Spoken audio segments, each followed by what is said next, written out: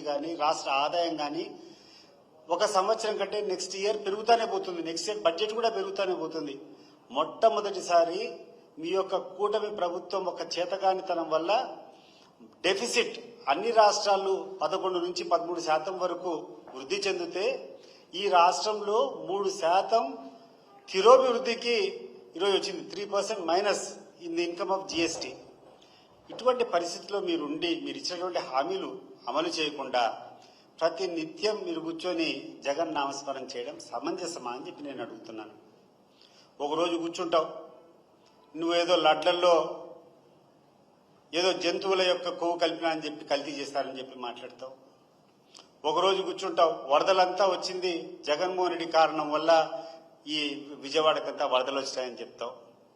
ఒకరోజు కూర్చుంటావు, ఇక్కడటువంటి బియ్యం అన్నీ తరలిపోతున్నాయి కాకినాడ ద్వారా, సిపుల్లో అంతా పోతున్నాయి, అవన్నీ ఆపాలని చెప్పి మాట్లాడుతున్నావు. ఎక్కడికి పోతుంది అసలు మీ యొక్క అడ్మినిస్ట్రేషన్ ఎక్కడికి పోతా ఉంది? మీరు చేయాల్సినటువంటి పని ఏంది, మీరు చేస్తున్నటువంటి పని ఏంది ఒకసారి మీరు ఆలోచన చేయవలసిందిగా నేను కోరుతున్నాను. ముఖ్యంగా ఈ తెలుగుదేశం పార్టీ నాయకులకు చెప్తున్నాం, మీరు ఏ రకంగా అయితే దుష్ప్రచారాలు చేస్తున్నారో మీరేమైనా ప్రజలు ఏమైనా పిచ్చోళ్ళు అనుకుంటారా?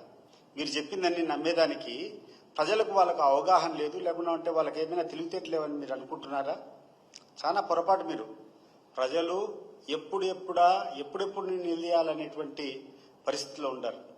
ఈరోజు జగన్మోహన్ రెడ్డి గారు ఎక్కడికి పోతే అక్కడికి తండోపతండాలుగా జనాలు వస్తున్నారంటే కారణం ఒకటి, ఈ యొక్క తెలుగుదేశం పార్టీ మమ్మల్ని మోసం చేసింది, ఆ నాయకునికి మేము బుద్ధి చెప్పాలా, మా మద్దతు జగన్మోహన్ రెడ్డికి ఉందని చెప్పడం కోసము వేల సంఖ్యలో ఆడ జనం కూర్చొని ఈరోజు జగన్మోహన్ రెడ్డికి సంఘీభావం కలిపేదానికి ఆడికి వస్తున్నారు. ఒక రకమైనటువంటి కసితో మీరు చేసేటువంటి ద్రోహం, మీరు చేసేటువంటి మోసం ఈరోజు కసిగా ప్రజలు మీకు వ్యతిరేకంగా చూపించేదానికోసం జగన్మోహన్ రెడ్డి గారి పర్యటనకు హాజరవుతున్నారు. అది గమనించకుండా అసలు నేను జనం వస్తే